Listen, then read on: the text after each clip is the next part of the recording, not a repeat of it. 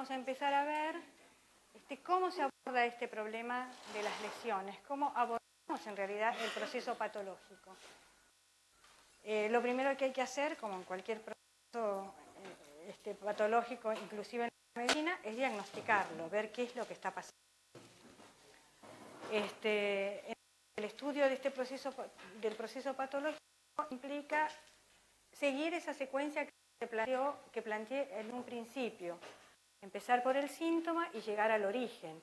¿Cuál es el origen? Para empezar a trabajar en la reparación en el origen de la causa, en la causa-origen, mejor dicho, para luego terminar en lo que es la lesión secundaria o el síntoma que nosotros estamos viendo como sintomatología.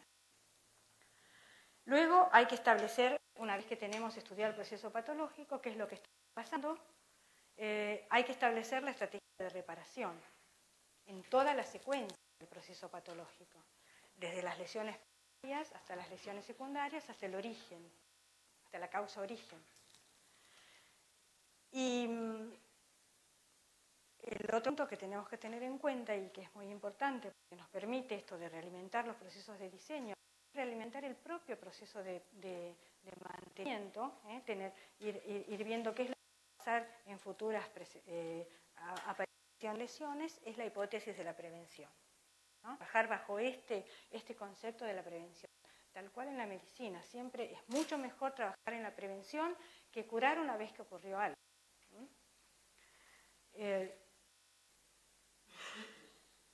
Y ahora vamos a ver algunos ejemplos de estas lesiones que observamos en Mar del Plata y que pudimos tipificarlo. Algunos ejemplos. ¿Se acuerdan que del gráfico de lesiones, de la grilla de lesiones, habíamos determinado los desprendimientos como que eran los que con que mayor frecuencia se presentaban, un 20%. El desprendimiento es una lesión secundaria, eso es lo que tenemos que ver. No es la primera lesión que aparece, la que aparece primero en el origen de las causas, sino es la que vemos nosotros. Se desprendió el cielo raso, se desprendió que se produjo cracking en el hormigón y se desprendió el recubrimiento de las barras de acero. Entonces, si bien hay que reparar el síntoma, el síntoma hay que repararlo porque está el cielo raso caído, hay que actuar primero en la causa origen. Siempre primero en la causa origen, porque si no sabe qué va a pasar que en poco tiempo nuevamente tenemos la misma lesión. Para poder, siguiendo con esta metodología sistémica que nos permite llevar un orden, porque es complicado, ya ven que las lesiones aparecen entrelazadas, también aparecen varias causas directas e indirectas. Es difícil en realidad cuando uno se enfrenta a un proceso constructivo y a los problemas que aparecen allí. Entonces, tenemos que tener muy claro y muy aceitado el método que utilizamos para hacer el análisis y el posterior procesamiento. Entonces, ¿se acuerdan los cuadros de clasificación que hicimos en los 3 grandes grupos, mecánicas, físicas y químicas? Bueno, además de eso, clasificamos en subgrupos, o en subtipos, mejor dicho. Esos subtipos tenían que ver con el material donde se producía la lesión. En este caso, por ejemplo, tenemos 3 subtipos. El desprendimiento de revestimientos, y que se trata de, estoy hablando específicamente de los desprendimientos en la ciudad de Mar del Plata. Se trata de desprendimientos de piezas, o micropiezas, como son las cerámicas y las venecianas. Eso es desprendimiento de revestimiento. Después, otro subtipo, es el de recubrimiento. Y hablamos del desprendimiento de las terminaciones o de los acabados superficiales de los muros o de los balcones, etcétera, que pueden ser desde el hormigón, que recubre las barras de hierro, hasta los revoques y las pinturas. Y el tercer subtipo de desprendimientos que aparecen es el de elementos de sujeción. Esto tiene que ver con los anclajes que aparecen en las fachadas, con las barandas, los balcones, con tensores, etc. Todos elementos generalmente metálicos, que producen un proceso de corrosión y desprendimiento luego del... Este, entonces, es un desprendimiento, es un ejemplo en Mar del Plata, frente al mar, está orientado al este, creo, de sureste, no sé si acá lo dice, al este, frente al mar. El desprendimiento del revestimiento de los frentines o de los frentes de los balcones. Es un revestimiento cerámico. Bueno, hay dos tipos de desprendimiento. Uno es el de los frentes de los balcones, las placas cerámicas, y el otro es el del desprendimiento del recubrimiento. Acá vamos a ver nada más que de las placas cerámicas. Y puede haber varias causas. Siempre hablemos de causa aparente, porque todavía no estamos muy seguros de qué es lo que está pasando. Entonces, una recomendación es hablar de sintomatología aparente, de causa aparente. Cuando ustedes elaboran los informes técnicos, es bueno utilicen la palabra aparente. Porque no solo para cubrirse por cuestiones legales o que sea, sino porque en realidad es complicado poder desagregar las lesiones de la manera como se entrecruzan. Entonces, a veces no aparece tan evidente el problema, el proceso patológico, y hay que hacer cateos, hay que hacer otro tipo de estudios, hay que hacer mediciones con determinados aparatos, y entonces hasta no tener comprobado exactamente cuál es la lesión, o cuál es la causa, o cuál es el proceso patológico que está produciendo, conviene hablar de causa aparente. En este caso, hablamos de un proceso patológico y pueden haber ocurrido dos cuestiones. Una es que ingresó el agua por filtración, en el caso de las plaquitas cerámicas, posiblemente entre las juntas, no hubo mantenimiento de juntas,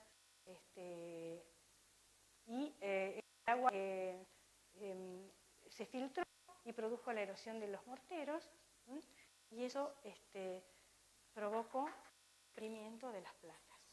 Ese es uno de las causas aparentes que puede haber. Otra de las cuestiones por filtración de agua. Otra de las cuestiones es por dimensional. Se produjo un fenómeno físico de contracción y dilatación por variación de temperatura del día y la noche, entre el invierno y el verano, etcétera. Materiales que trabajan inarmónicamente porque tienen distinto coeficiente de dilatación térmica. Entonces, el trapizo, la losa, movió distinto al de las placas, el pegamento, al de las placas cerámicas, y eso produjo el desprendimiento. Esa es la otra situación, como dice ahí, que se ve agravada por las heladas, porque si el agua filtró en capas internas, en ocurrencia de heladas, por ejemplo, cuando baja mucho la temperatura de noche, el agua se congela, al congelarse aumenta de volumen y produce el desprendimiento, ¿no? Produce el cracking y el desprendimiento. Tengo un gallo también.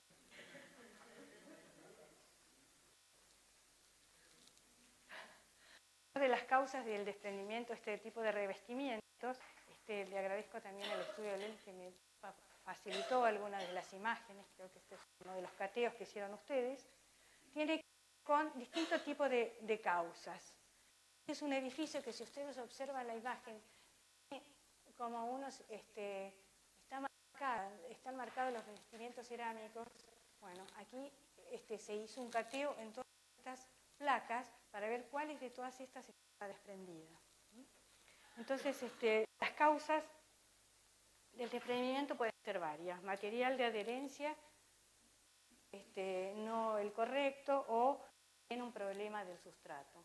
Esto es, como regla mnemotécnica, se puede observar si uno toma el revestimiento, lo mira del lado de atrás, si tiene material de pegamento, si bien digo de pegamento, quiere decir que por ahí lo que falló fue el sustrato. Y si sale el cerámico o el revestimiento limpio del lado de afuera, por ahí lo que falló fue el pegamento. Entonces esas cosas todas hay que observarlas. También, bueno, otra de las causas puede ser una ejecución inadecuada, porque se emplearon materiales inadecuados, de pegamento, lo que sea. Los golpes secos a veces y frecuentes pueden producir también el desprendimiento. Y las fluorescencias, esto que yo les comentaba al principio de la charla, ¿no? Que es la cristalización de las sales contenidas en el agua del amasado de los materiales.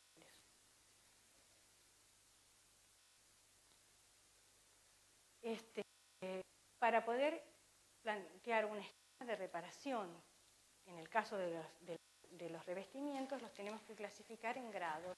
Igual también que en la medicina, grado 1 o grado 2 según la gravedad de la situación que se está planteando, 1 o 2 o 3, ¿no? El grado 1 significa que debemos producir la solución total de las piezas. Y el grado 2 o 3 significa que reponemos algunas de las piezas, ¿no?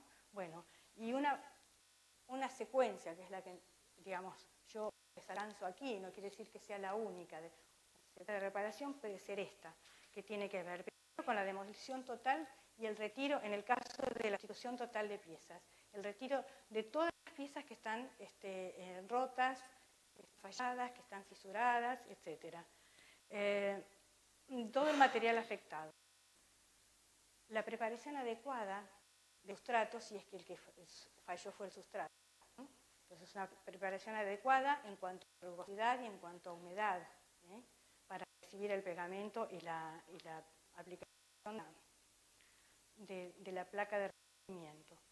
Luego, como punto 3, es conveniente aplicar lo que se llama mortero de adherencia, que permite la vinculación entre la obra vieja, digamos, y el material nuevo de reposición. Todos los materiales que en plaza existen y específicos para este tipo de tratamientos, casi racionalizados y llegando a la industrialización. A veces vienen ya en bolsa, a los cuales hay que agregarle nada más que agua, y bueno, material, digamos, es materiales casi industrializados, normalizados. Bueno, y después algunas recomendaciones.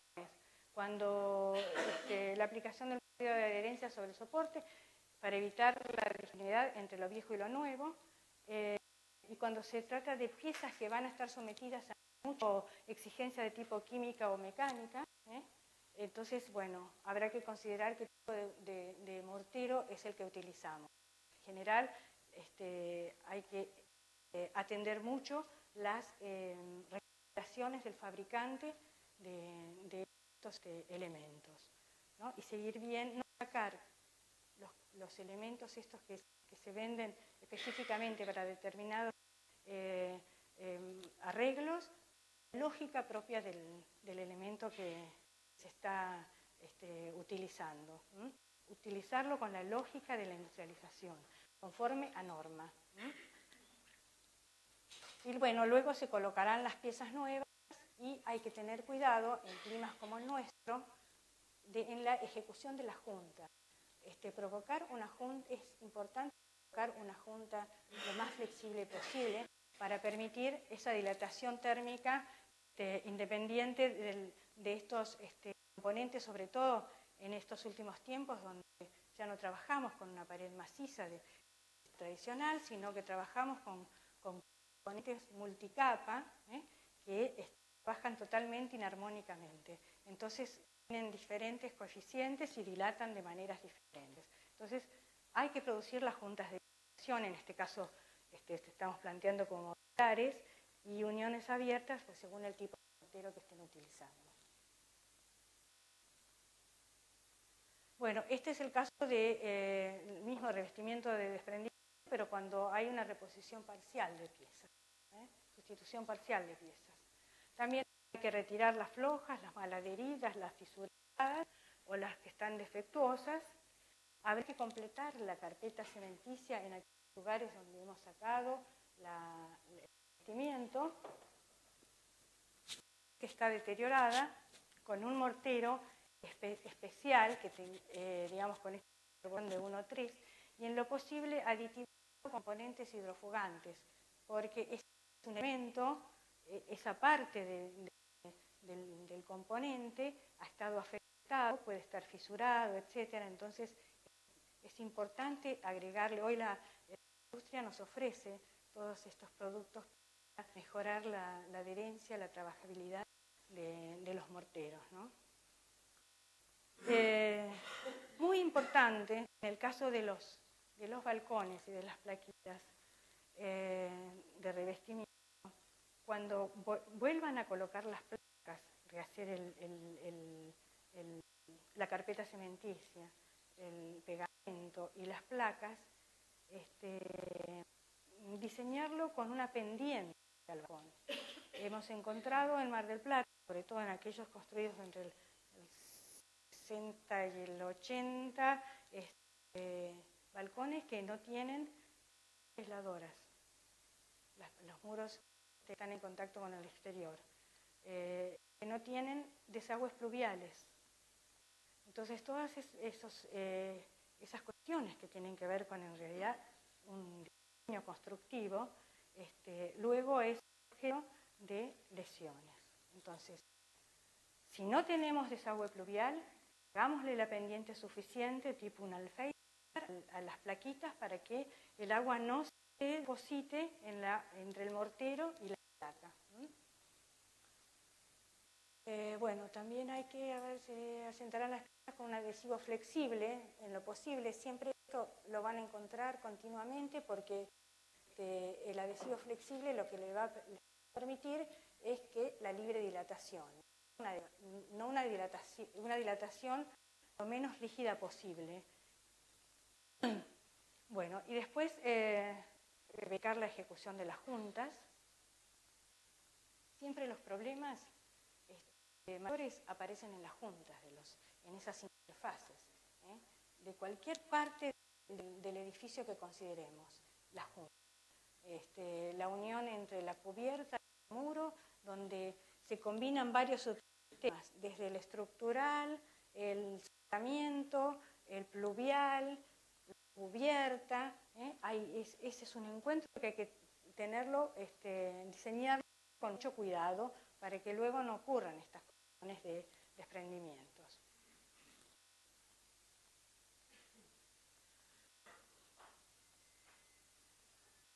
Bueno, en el caso de desprendimiento de recubrimientos, tenemos dos grupos. Acá tuvimos que clasificar en dos grupos.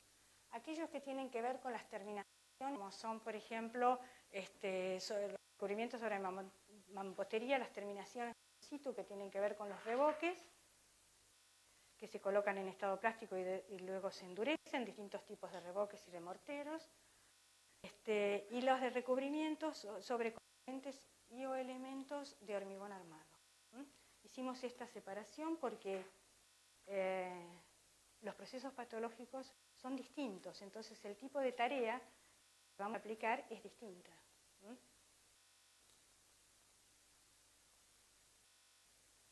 Seguimos con en el caso de recubrimientos del grupo 1, en este caso es el desprendimiento de un balcón. Bueno, hay que ser lo más seguro posible cuando uno confecciona un informe técnico y hace un análisis de un determinado proceso patológico, cuál es la lesión que estamos observando, cuál es la ubicación del edificio, el componente que estamos considerando, cuál es la dentación, qué es lo que estamos viendo, cuál es la sintomatología, qué es lo que nosotros estamos viendo. Es una mancha de humedad, en este caso es el desprendimiento del brazo de un balcón, por ejemplo. ¿Y cuál es la causa aparente? Humedad de filtración, lo que yo les decía hoy. Se filtró la humedad por el piso de arriba del balcón, en realidad.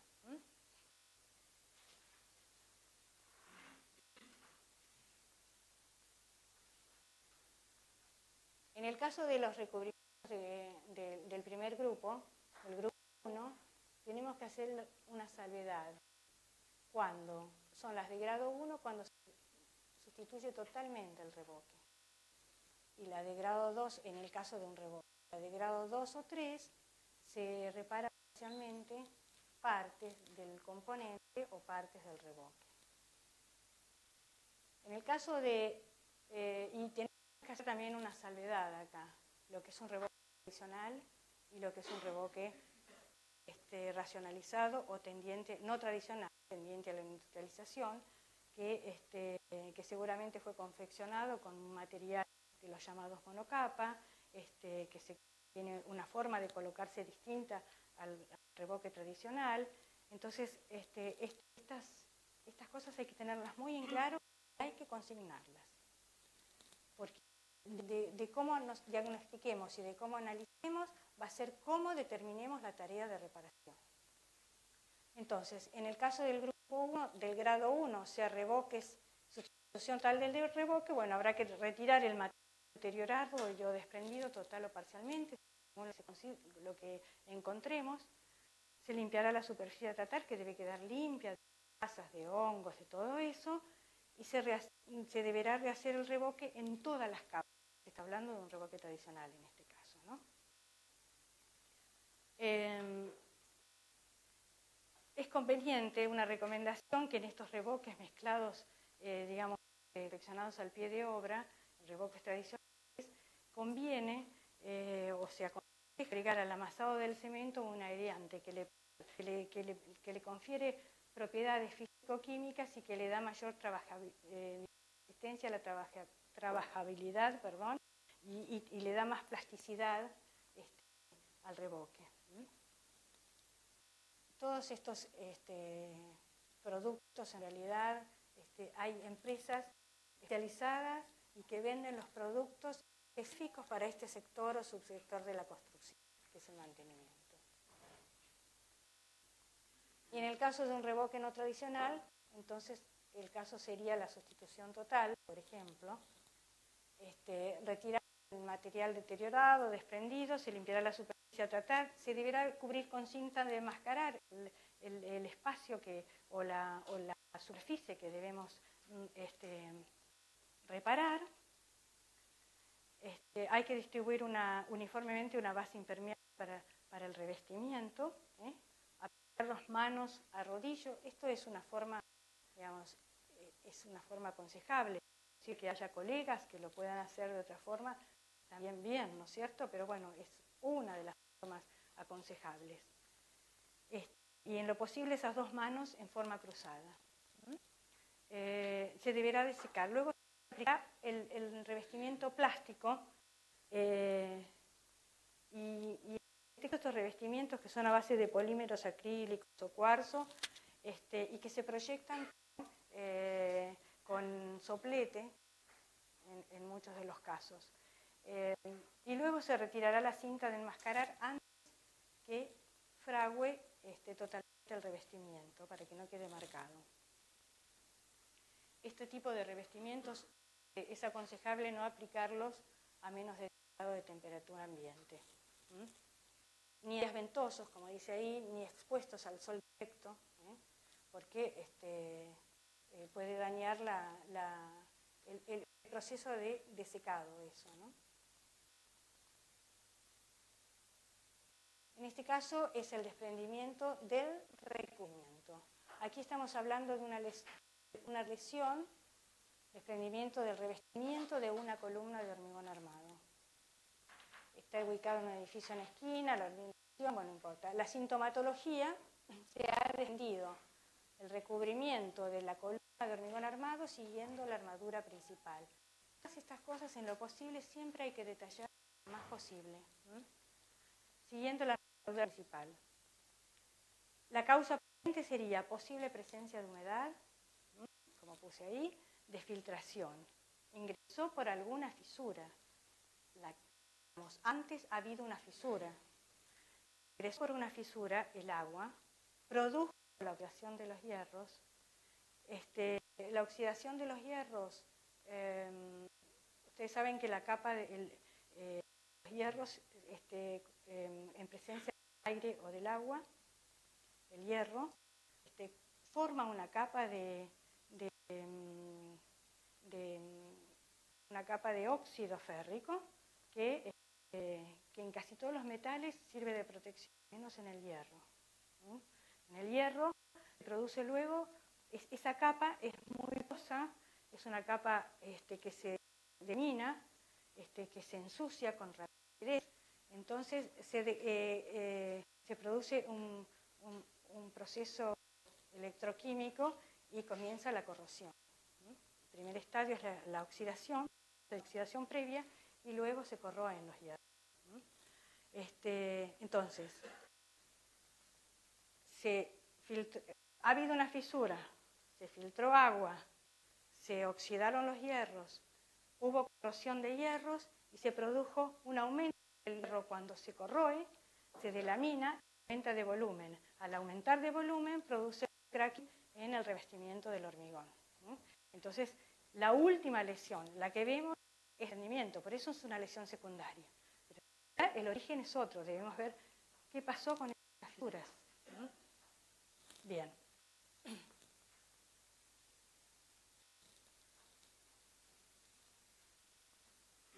Esto es el desprendimiento también del recubrimiento del hormigón armado en una losa voladizo, es un bajo escalera. Este es un edificio, en realidad es un conjunto habitacional, pero no necesariamente estos problemas los encontramos solo en los conjuntos habitacionales en Mar del Plata. En edificios, otro tipo de edificios también han aparecido. Este edificio se construyó antes de que cambie el reglamento de hormigón armado y el espesor de recubrimiento para obras de hormigón en edificios de ambiente marino. Entonces, el recubrimiento era mucho menor. A esto se le suma que probablemente haya tenido un mal mantenimiento inadecuado, o no lo ha tenido directamente, y entonces encontramos esta situación. Corrosión en las armaduras de acero del hormigón y el desprendimiento del hormigón directamente. Bueno, también consideramos una causa aparente, proceso de corrosión en el acero, por severa exposición a los agentes de degradación propios del clima marino. Al tener poco recubrimiento, los hierros están muy expuestos a las sales y a los cloruros que contiene el aire marino, y eso atacó fundamentalmente al hierro. Y también ha tenido mantenimiento, y entonces esas tensiones de tracción que se producen en el hierro cuando se comienza a delaminar, produce la caída del desprendimiento del recubrimiento. Lo que se llama, genera óxidos expansivos. Este caso también es el recubrimiento es un balcón, está frente al mar, o el desprendimiento del recubrimiento del hormigón armado, también ha habido oxidación previa y corrosión. Está puesto al revés. Oxidación previa y corrosión. También aquí es bueno consignar que el desprendimiento sigue el sentido de la armadura, ¿no? Y que están los hierros expuestos, están los hierros a la vista. Es posible que los materiales o las técnicas constructivas, eso es un análisis que se hizo de ese edificio en particular, digamos, intuía en ese momento. Seguramente hubo que hacer un cateo y un estudio específico en laboratorio de esto, pero es posible que el tratamiento de ese hormigón no haya estado bien dosificado o haya tenido algún problema de calidad en el material de recubrimiento, que favorece la aparición de lesiones. Fíjense ustedes que aparece en los dinteles de las ventanas y en los balcones. Aparece en casi todo el frente del edificio.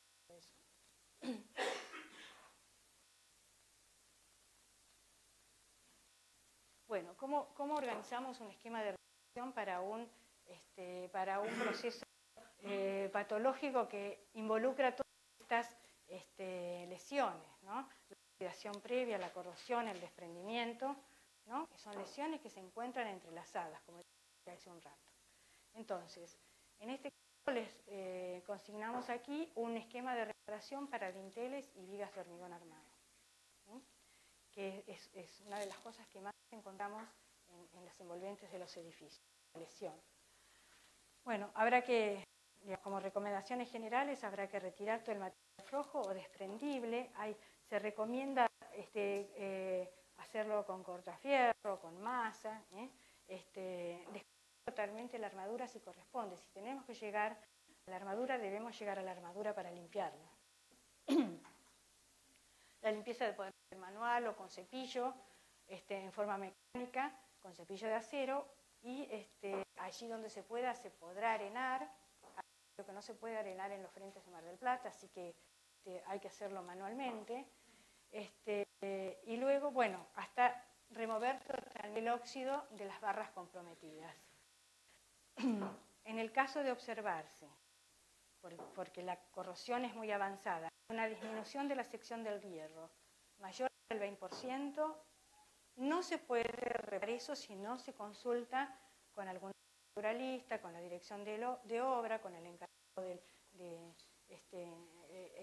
encargado de la administración desde el punto de vista técnico, etc. Porque habrá que ver qué se hace con esos hierros que tienen la disminución de la sección mayor del 20%, seguramente hay que repararlos, hay que agregarles algún elemento de refuerzo, etc. Bueno, y después acá hay unos pasos que también son cuestiones que se sugieren, ¿no? Para de los hierros. Aplicar sobre la barra de acero una pintura protectora, una vez que se limpió la barra, una pintura protectora tipo electroquímico que tiene aditivos como estos a base de epoxy zinc que lo hacen más maleable, más trabajable. Le dan una protección importante, estas pinturas que contienen polímeros, una protección importante contra la corrosión. Después habrá que aplicar, una vez que tenemos eso, el puente de adherencia, que es lo que hace que produzca una,